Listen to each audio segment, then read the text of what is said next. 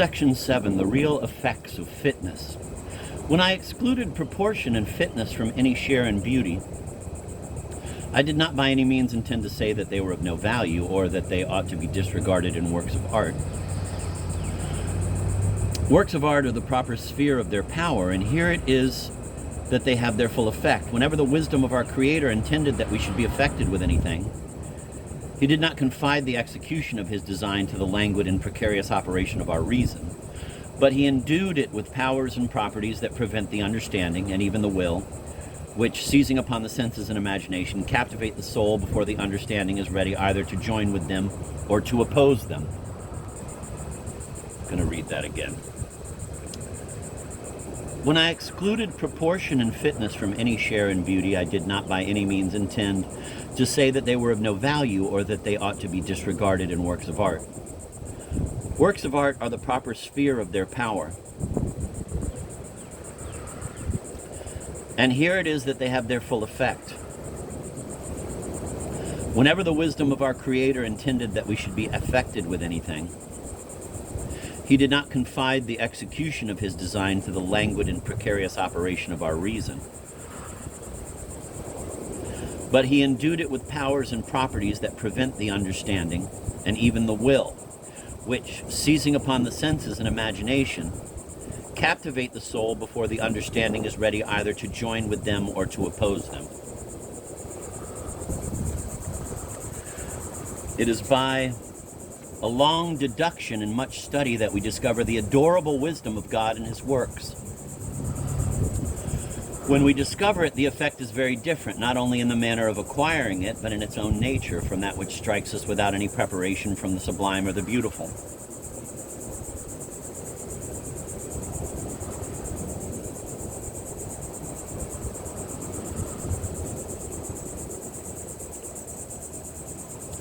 How different is the satisfaction of an anatomist who discovers the use of the muscles and of the skin, the excellent contrivance of the one for the various movements of the body and the wonderful texture of the other, at once a general covering and at once a general outlet as well as inlet. How different is this from the affection which possesses an ordinary man at the sight of a delicate, smooth skin and all the other parts of beauty which require no investigation to be perceived. In the former case, whilst we look up to the Maker with admiration and praise, the object which causes it may be odious and distasteful. The latter very often so touches us by its power on the imagination that we examine but little into the artifice of its contrivance. And we have need of a strong effort of our reason to disentangle our minds from the allurements of the object to a consideration of that wisdom which invented so powerful a machine. The effect of proportion and fitness, at least so far as they proceed from mere consideration of the work itself, produces approbation, the acquiescence of the understanding, but not love nor any passion of that species. When we examine the structure of a watch, when we come to know thoroughly the use of every part of it, satisfied as we are with the fitness of the whole, we are far enough from perceiving anything like beauty in the watchwork itself.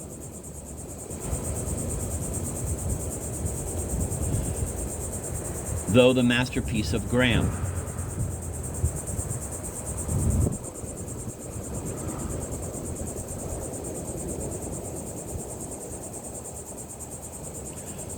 Let me reread that sentence. When we examine the structure of a watch, when we come to know thoroughly the use of every part of it, satisfied as we are with the fitness of the whole, we are far enough from perceiving anything like beauty in the watchwork itself. But let us look on the case, the labor of some curious artist in engraving with little or no idea of use. We shall have a much livelier idea of beauty than we ever could have had from the watch itself, though the masterpiece of Graham.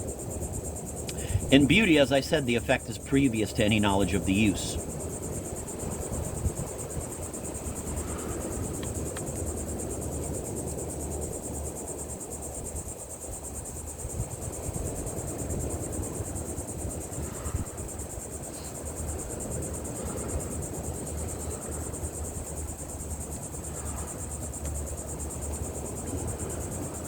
In beauty, as I said, the effect is previous to any knowledge of the use.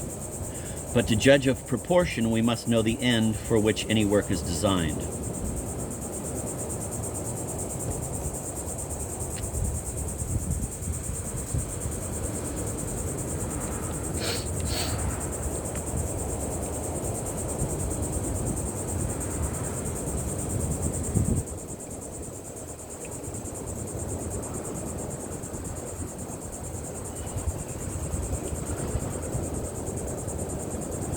According to the end, the proportion varies. Thus, there is one proportion of a tower, another of a house, one proportion of a gallery, another of a hall, another of a chamber.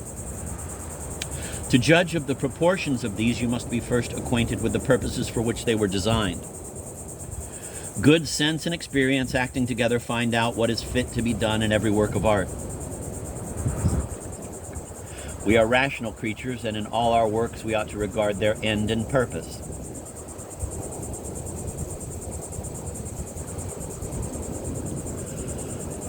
The gratification of any passion, how innocent soever, ought only to be of a secondary consideration. Herein is placed the real power of fitness and proportion. They operate on the understanding considering them, which approves the work and acquiesces in it. The passions and the imagination which principally raises them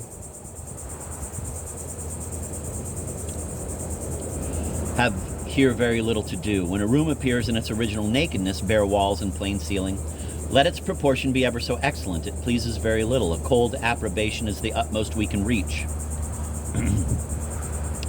A much worse proportioned room with elegant moldings and fine festoons, glasses, and other merely ornamental furniture will make the imagination revolt against the reason. It will please much more than the naked proportion of the first room, which the understanding has so much approved as admirably fitted for its purposes. What I have here said and before concerning proportion is by no means to persuade people absurdly to neglect the idea of use in the works of art. It is only to show that these excellent things, beauty and proportion, are not the same. Not that they should either of them be disregarded.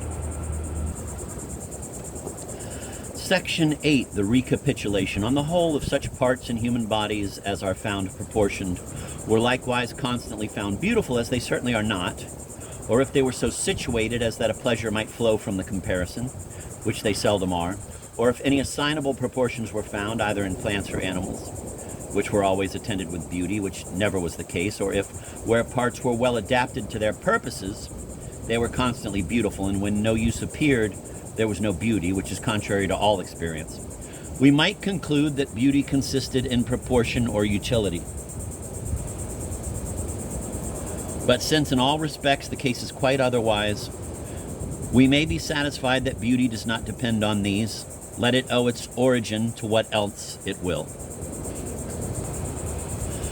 Section 9, perfection not the cause of beauty. There is another notion current, pretty closely allied to the former, that perfection is the constituent cause of beauty. This opinion has been made to extend much further than to sensible objects. But in these, so far as perfection, considered as such from being the cause of beauty, that this quality, where it is highest, in the female sex, almost always carries with it an idea of weakness and imperfection. Women are very sensible of this, for which reason they learn to lisp, to totter in their walk, to counterfeit weakness and even sickness. In all they are guided by nature. Beauty in distress is much the most affecting beauty. Blushing has little less power, and modesty in general, which is a tacit allowance of imperfection, is itself considered as an amiable quality, and certainly heightens every other that is so.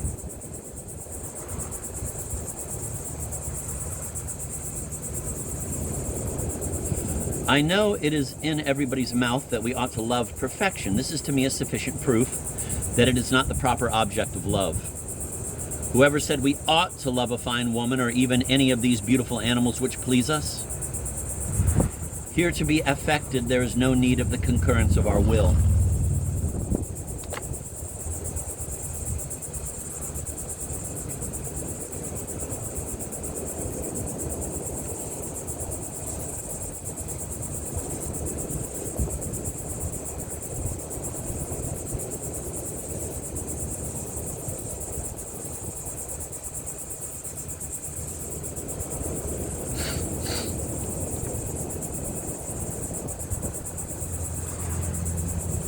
Section 10. How far the idea of beauty may be applied to the qualities of the mind.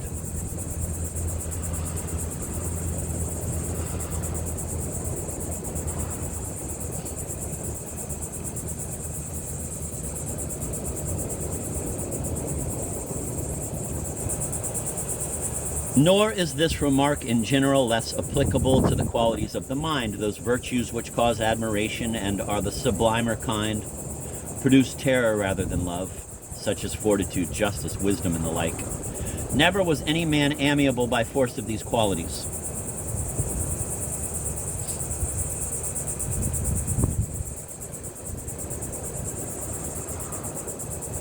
Those which engage our hearts, which impress us with a sense of loveliness, are the softer virtues, easiness of temper, compassion, kindness, and liberality. Though certainly those latter are of less immediate and momentous concern to society and of less dignity. But it is for that reason that they are so amiable. The great virtues turn principally on dangers, punishments, and troubles, and are exercised rather in preventing the worst mischiefs than in dispensing favors, and are therefore not lovely, though highly venerable. The subordinate turn on reliefs, gratifications, and indulgences, and are therefore more lovely, though inferior in dignity. Those persons who creep into the hearts of most people, who are chosen as the companions of their softer hours,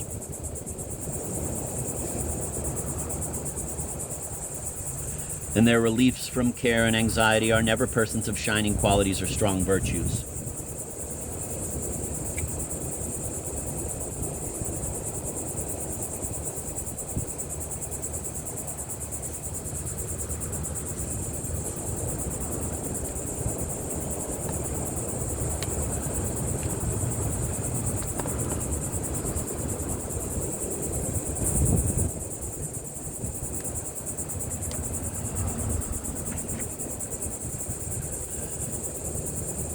It is rather the soft green of the soul on which we rest our eyes that are fatigued with beholding more glaring objects. It is worth observing how we feel ourselves affected in reading the characters of Caesar and Cato, as they are so finely drawn and contrasted in Sallust.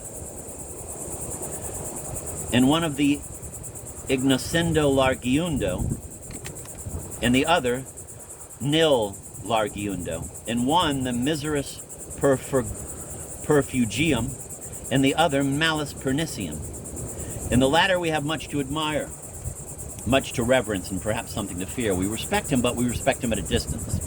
The former makes us familiar with him, we love him, and he leads us whither he pleases. To draw things closer to our first and most natural feelings, I will add a remark made upon reading this section by an ingenious friend. The authority of a father, so useful to our well-being and so justly venerable upon all accounts, hinders us from having that entire love for him that we have for our mothers, where the parental authority is almost melted down into the mother's fondness and indulgence. But we generally have a great love for our grandfathers, in whom this authority is removed a degree from us, and where the weakness of age mellows it into something of a feminine partiality.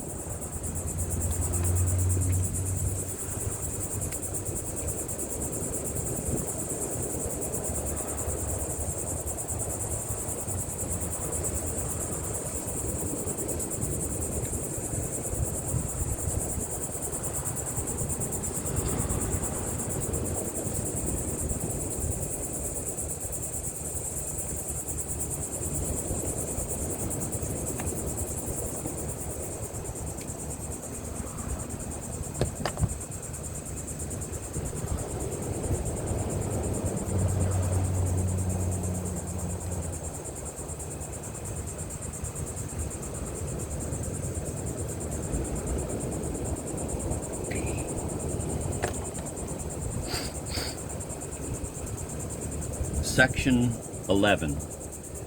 How far the idea of beauty may be applied to virtue. From what has been said in the foregoing section, we may easily see how far the application of beauty to virtue may be made with propriety. The general application of this quality to virtue has a strong tendency to confound our ideas of things, and it has given rise to an infinite deal of whimsical theory, as the affixing the name of beauty to proportion, congruity, and perfection, as well as to qualities of things yet more remote from our natural ideas of it and from one another, has tended to confound our ideas of beauty, and left us no standard or rule to judge by that was not even more uncertain and fallacious than our own fancies. This loose and inaccurate manner of speaking has therefore misled us both in the theory of taste and of morals, and induced us to remove the science of our duties from their proper basis, our reason, our relations, and our necessities, to rest it upon foundations altogether visionary and unsubstantial.